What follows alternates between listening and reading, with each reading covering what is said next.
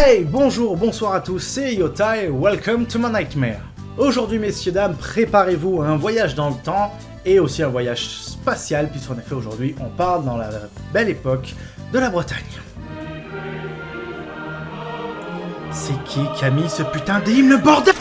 Donc préparez vos meilleurs Queen Yaman, vos plus belles crêpes bretonnes et installez-vous avec vos petites coiffes picardes. Aujourd'hui, je vais vous raconter la fameuse histoire de Bécassine.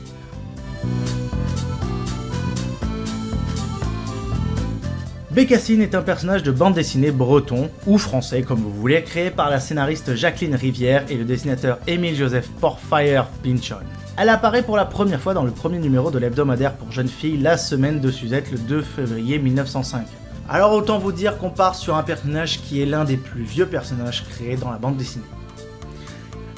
Et on peut le voir facilement puisque rappelez-vous quand même qu'elle est sortie dans une revue pour filles. Exclusivement. Alors oui, aujourd'hui il y a des œuvres pour filles, bien sûr.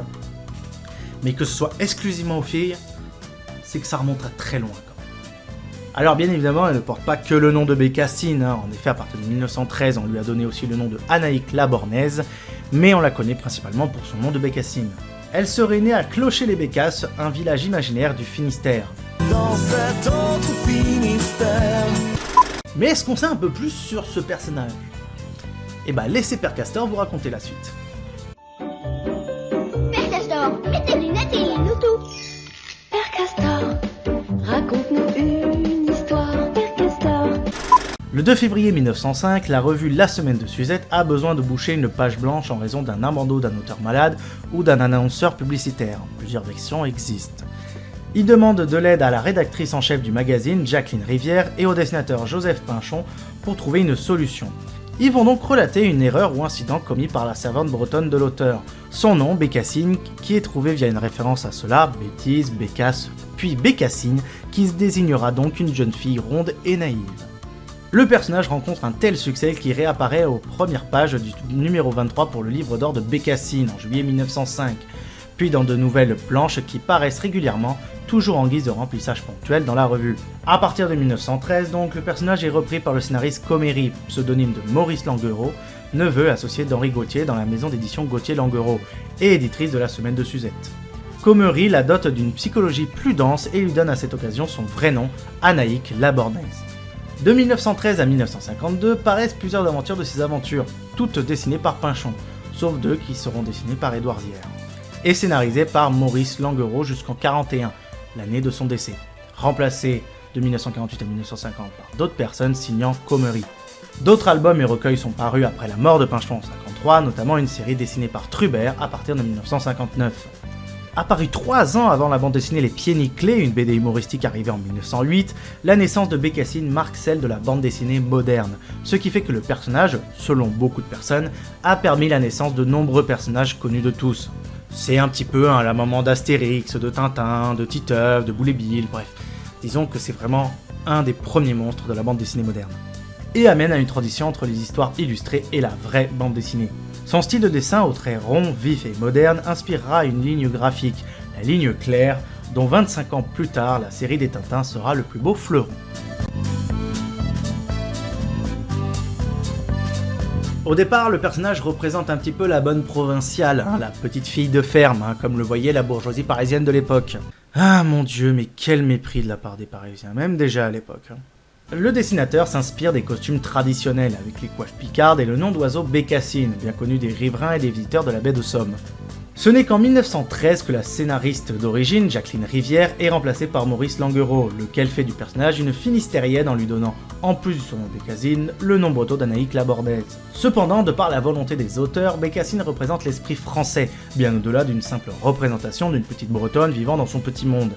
L'album Bécassine chez les Alliés, publié en 1917, donc avant la fin de la guerre, témoigne de l'attitude engagée de l'héroïne et du côté résistant du peuple. Au niveau des habits, on part sur du traditionnel, coiffe picarde, une bombe verte et blanche, avec un corset rouge puis des bottes marron.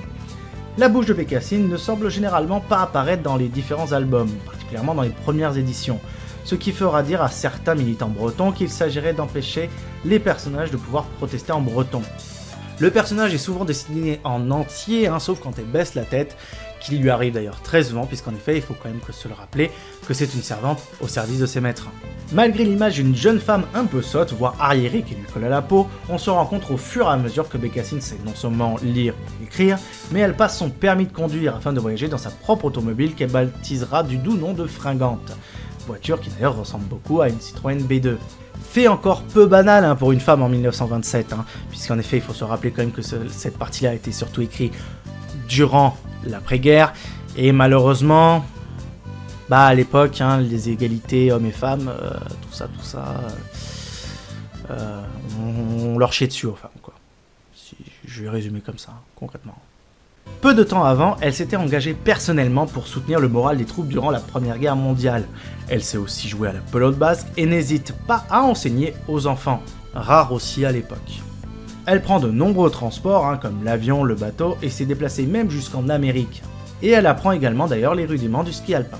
Bon, après, apprendre le ski quand t'es breton, c'est comme vouloir devenir fermier quand t'es parisien. Il y a un truc qui... c'est compliqué, quoi. Malgré son rôle de bonne provinciale au service d'une famille riche puis de nounous, normalement contrainte de vivre dans un univers bourgeois et aseptisé, Bécassine adore vivre dehors où elle admire les panneaux publicitaires de style art déco et court toute exposition à la mode comme celle de l'exposition coloniale de 1931. En compagnie de Loulotte, sa petite protégée, elle arpente de nombreux lieux iconiques de Paris et discute avec tout le monde, depuis la fleurie jusqu'à la marchande de journaux en passant par les bonimenteurs de rue et le sergent de ville.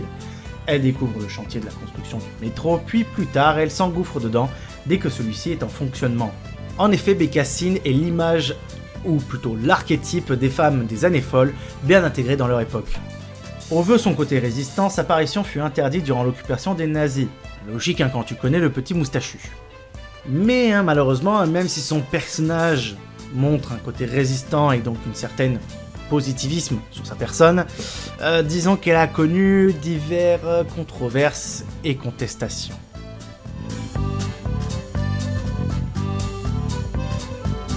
En effet, le personnage de Bécassine est de loin mal perçu par la population bretonne.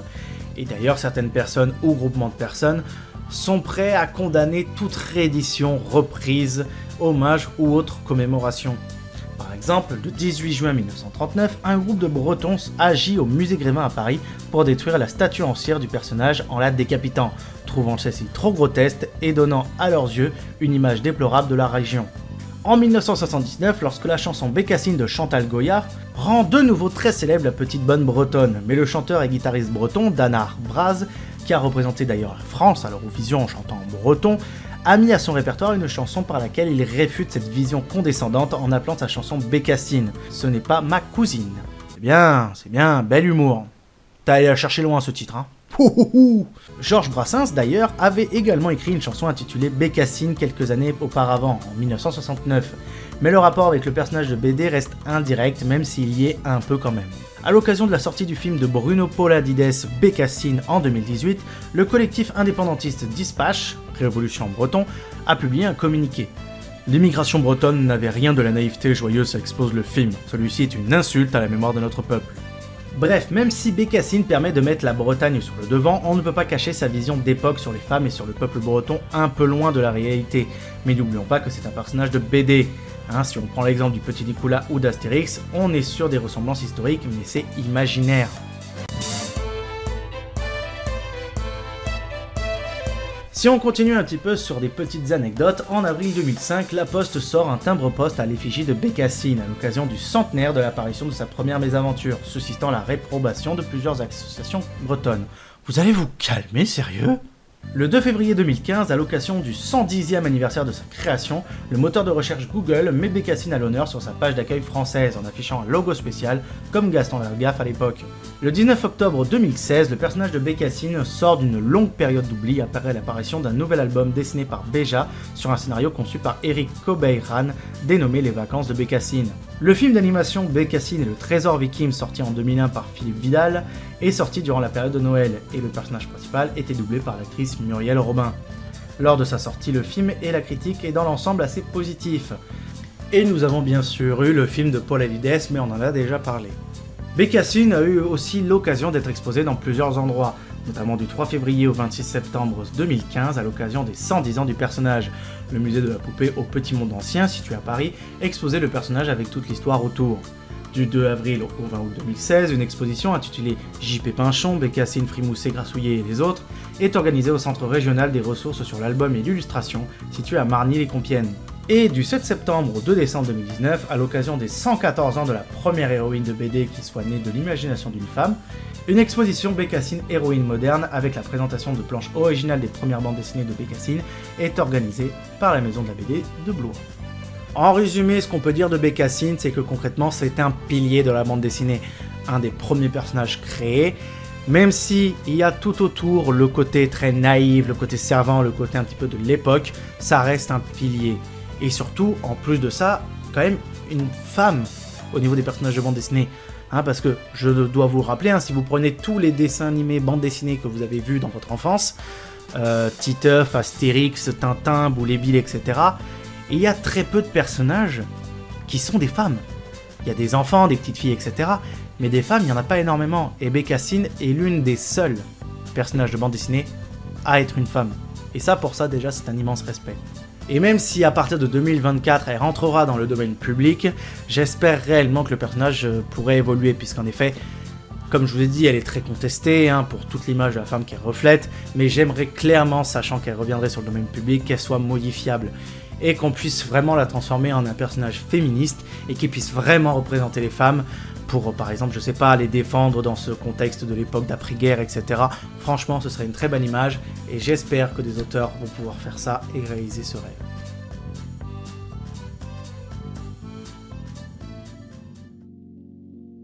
Voilà, c'est tout pour moi, merci à tous de l'avoir regardé. Alors bien évidemment, je m'excuse auprès des Bretons, je fais de l'humour parce que j'ai un peu de racine bretonne, donc je sais très bien que voilà, ce personnage n'est pas forcément très apprécié. Moi, je l'ai pas tant apprécié que ça au final quand j'ai commencé à lire déjà un petit peu la bande dessinée.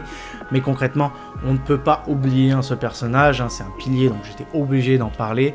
Donc j'espère réellement que ça vous a plu. Si ça vous a plu, n'hésitez pas le pouce bleu, ne l'oubliez pas. N'oubliez pas non plus de vous abonner, de mettre la cloche, de partager, de commenter.